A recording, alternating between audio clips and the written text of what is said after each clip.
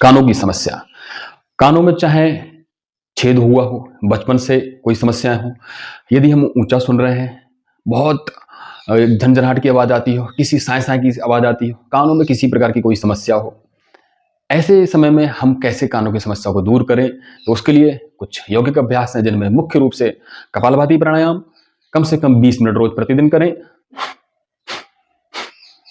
ध्यान रहे कि जब कपालभाति प्राणायाम करेंगे तो गले में किसी प्रकार का अतिरिक्त दबाव ना पड़े। उसके लिए हम चेक कर सकते हैं, ऐसे जो कंठकूप है, लेंस है, यहां पर ये इसको प्रेशराइज ना करें, ये गड्ढा अंदर ऐसे।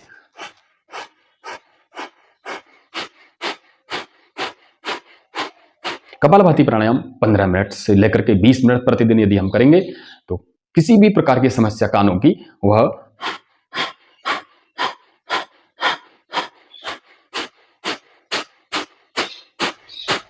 1 सेकंड में एक बार यह अभ्यास करें, मध्यम गति के साथ में करें तो बहुत अच्छा है कानों की समस्याओं के लिए। दूसरा अभ्यास है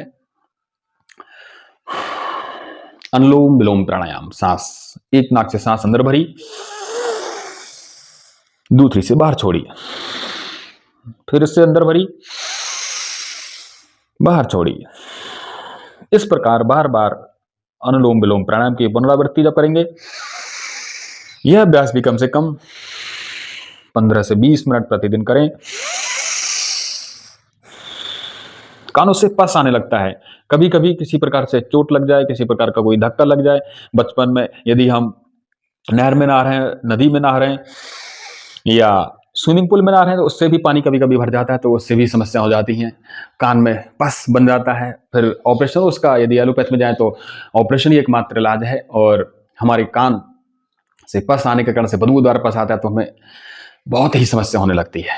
तो ऐसे समय में हम यह 2 प्राणायाम के साथ साथ भ्रामरी प्राणायाम, अपने कानों को अंगूठों से बंद कर लेंगे ऐसे और ऐसे।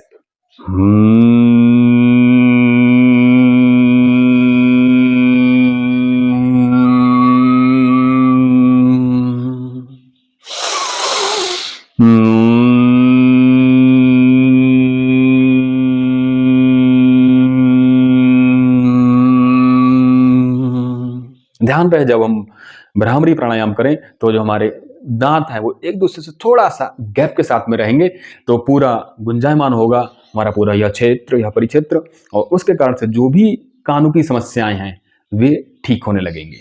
तो और साथ साथ एक्यूप्रेशर हम कर लें, ये दोनों उंगलियों के बीच में, यहाँ पर ये ऐसे, ये कानों का पॉइंट है। सांस भरें। कानों की किसी भी प्रकार की समस्या है, चाहे पस आ रहा हो, चाहे आप ऊंचा सुन रहे हो, चाहे झंझनाहट की आवाज हो रही हो, किसी भी प्रकार की कानों की समस्या है, उसके लिए एक्यूप्रेशर में हम दोनों, जो कनिष्ठिका है और ये जो रिंग फिंगर है, इसके बीच के जो मध्य में पॉइंट है, इसको पॉइंट को दबा लें, दोनों हाथों के इस पॉइंट को, तो इससे भी किसी भी प्रकार की कानों की समस्या ठीक हो जाती है। तो हम यह अभ्यास प्रतिदिन करते रहें। इन अभ्यासों के करने से हम कानों की समस्याओं से छुटकारा हमेशा के लिए पा जाएंगे। ओम नमस्ते।